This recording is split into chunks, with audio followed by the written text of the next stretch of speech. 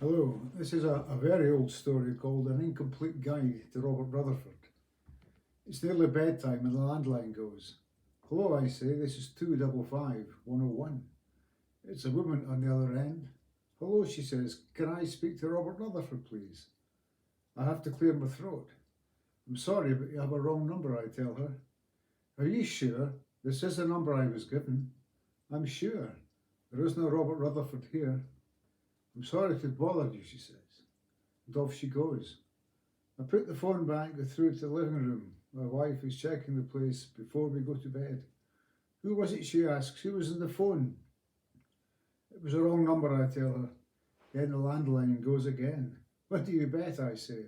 Hello, this is 255-101. Hello, she says. Can I speak to Robert Rutherford, please? You've done it again, I say, and then I laugh a little. This is the wrong number you had just a minute ago. You're sure there is no Robert Rutherford there? She sounds irritated. I'm sure, I tell her. If there was a Robert Rutherford here, I would know. This is my house, and sometimes I forget things. But when it comes to who lives in my house, I'm usually on the ball. I can assure you there is no Robert Rutherford lives in my house. Oh dear, I'm sorry. I hope you're not too angry with me, she says. I'm not angry, I tell her. It's a mistake anybody could make. Don't worry about it. It's quite a name, by the way. Sorry, she says. Robert Rutherford. That's a good name, I tell her. A good, strong name to have, don't you think?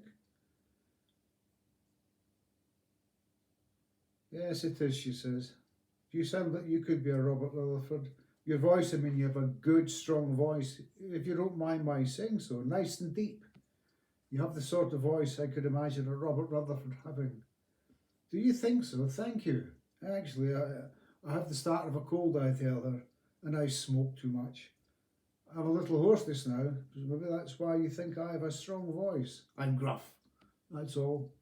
If you don't mind my saying so, you have a very pleasant voice yourself. Oh, I think you're just saying that, she says. You're very kind, you know. A lot of people would be very annoyed at being disturbed in this way. I can think of lots of people who would be bawling and shouting by now, swearing and slamming the phone down. But you're being really nice about it. You're being very tolerant. I could imagine a Robert Rutherford acting just the way you are. Goodness me, I say. This is the nicest phone call I've had in a long time. And it wasn't even meant for me. Well, she says, the things I'm saying now are meant for you. You're a kind man. And I'm just sorry to have bothered you the way I have. My wife is looking out the living room door at me. She's mouthing the word, who is it? I'm shrugging my shoulders and waving my hand at her. I want her to go back into her living room, but she stays put. You still there? The woman wants to know. I'm sorry, I tell her. There is no Robert Rutherford lives here. Someone must have given you the wrong number. Then I put the phone down.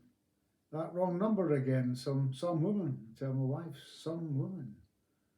My wife is rinsing cups in the kitchen and I stand beside her smoking a cigarette. She has washed my ashtray, so I flick the ash into the sink. Don't do that, she said. It's a horrible habit, horrible. When are you going to stop anyway? You're always saying you're going to stop. The landline goes, and this time my wife answers it. I'm sorry, I hear her saying. There is no Robert Rutherford lives here. And you're becoming a nuisance now, so please don't ring again. And she puts the phone down. That was naughty, I tell her, not really. Well, she says 3 times, there is a limit. All the same, I say, all the same, these things happen. Come on, let's go to bed. My wife tosses and turns, keeps punching at her pillow and sighing. I can't get comfortable, she says. What's wrong, I ask. There's nothing wrong, she replies, I just can't get comfortable. But I can. I snuggle right down and drift off to sleep. It's sometime in the middle of the night and I'm sitting bolt upright in bed. What's going on? What's going on? The landline is ringing. My wife has it. Hello, she says. Hello. Good God, she's saying. Are you off your head? Phoning at this time of the day, middle of the night? I can't believe this. Go to hell, will you? And she slams the phone down. Rutherford, she said to me. Can you believe that? Rutherford? Rutherford? Unbelievable, I said to her. Leave it off the hook. Leave it off. Leave it off till morning. What a way to waken up, she says. God almighty, who is this Rutherford when he's at home anyway? Who knows, I say. No, I can't get comfortable. I can't relax. Like a film star, I tell her. What? Like a film star, I repeat. Robert Rutherford. It reminds me of a film star or something. Who am I thinking of? Redford, she says. You're thinking of Robert Redford. Remember him?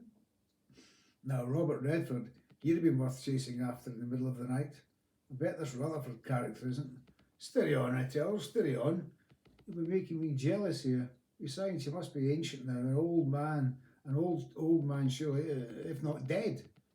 I don't know, she says. I lose track. He could be by now for all I know. I can't get comfortable, I tell her.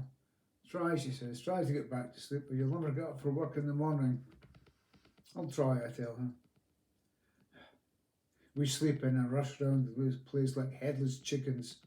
Rutherford, my wife says. I blame Rutherford. I manage a quick coffee, then I'm out the door and into the car. Have a good day at work, she calls after me. At work, I'm opening the mail and checking my laptop, tearing open envelopes and deleting emails and trying to ignore the landline in my office. It's only 8:30. We don't open to customers till 9 o'clock, and that includes the phone. How else would I get the mail organised? The phone keeps ringing and stopping, and it's getting on my nerves. It rings again, and this time I answer it. Hello, can I help you? Hello, she says. Can I speak to Robert Rutherford, please? This is Robert Rutherford speaking, I tell her. What can I do for you?